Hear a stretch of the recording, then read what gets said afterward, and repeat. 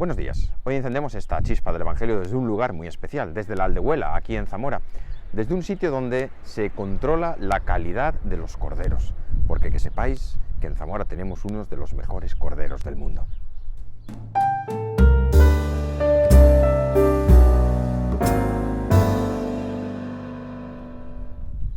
Continúo en el mismo sitio, en este lugar donde se controla la calidad de los corderos de Zamora y, por extensión, de Castilla y León, que tiene una indicación geográfica protegida, por tanto son unos corderos fantásticos y a mí me encanta comer cordero.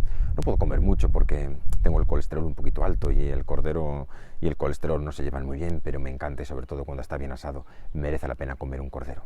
Entiendo que Jesús utilizara esta imagen para referirse a sí mismo de cordero, no solo por esa mansedumbre y bondad, sino porque alimentarse de un cordero es algo fantástico y alimentarse de Jesús es algo fantástico. Pero hoy no vamos a hablar de gastronomía, sino de esta llamada de Jesús que nos dice que sus ovejas conocen su voz. Y nosotros hemos de hacer un esfuerzo por reconocer la voz de Jesús en medio de tantas voces y tantos ruidos que hay en nuestro entorno. Sí, de tantos ruidos y tantas voces, porque los ruidos son sonidos que perturban, que nos impiden reconocer otros sonidos. Son algo desagradable, los ruidos, que a veces cuando uno quiere escuchar algo, esos ruidos no nos permiten mantener la atención. Pero también de las voces, porque hay muchas voces que pueden llamarnos, invitarnos y que no son la voz de Jesús. Y es realmente importante, como nos dice Jesús en el Evangelio hoy, que seamos capaces de descubrir su voz.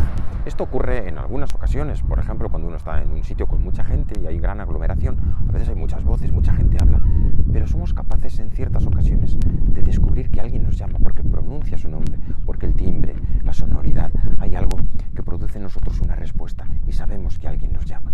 Y por eso somos capaces de distinguir esas llamadas de personas a las que conocemos y que tenemos familiaridad. Pues esa familiaridad tendríamos que tener con Jesús para descubrir su voz en medio, digo, de tantas voces y de tantas llamadas que hay en el mundo y que nos invitan a tantas cosas dispersas y en medio de los ruidos que nos impiden descubrir esta voz de Jesús.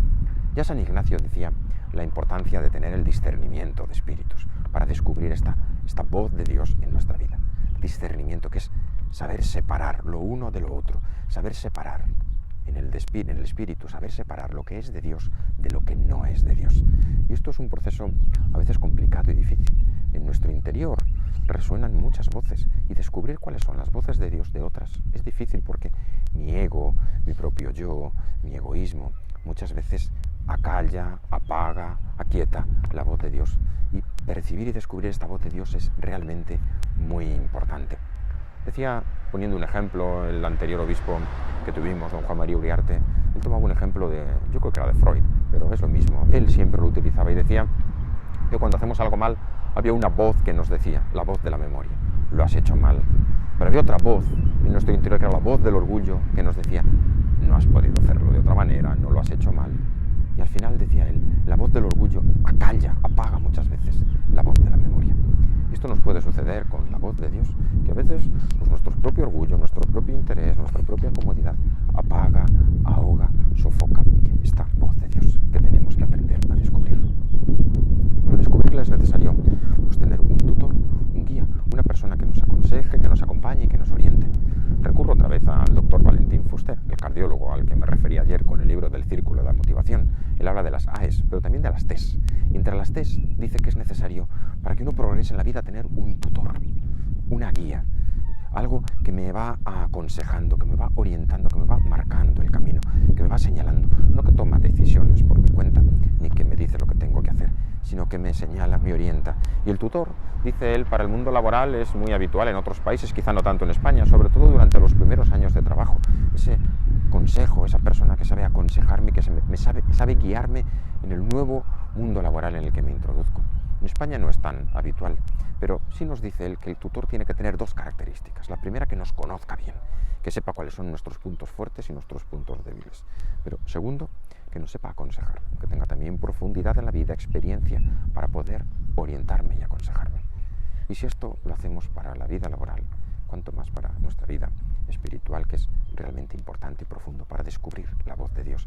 Necesitamos ese tutor, necesitamos esa ayuda, ese consejero espiritual o ese director espiritual del que tantas veces se habla. Aquí acaba nuestra chispa del Evangelio de hoy. Mañana nos volvemos a ver. No sé dónde iremos, pero no te olvides suscribirte al canal para poder recibir información. Chao.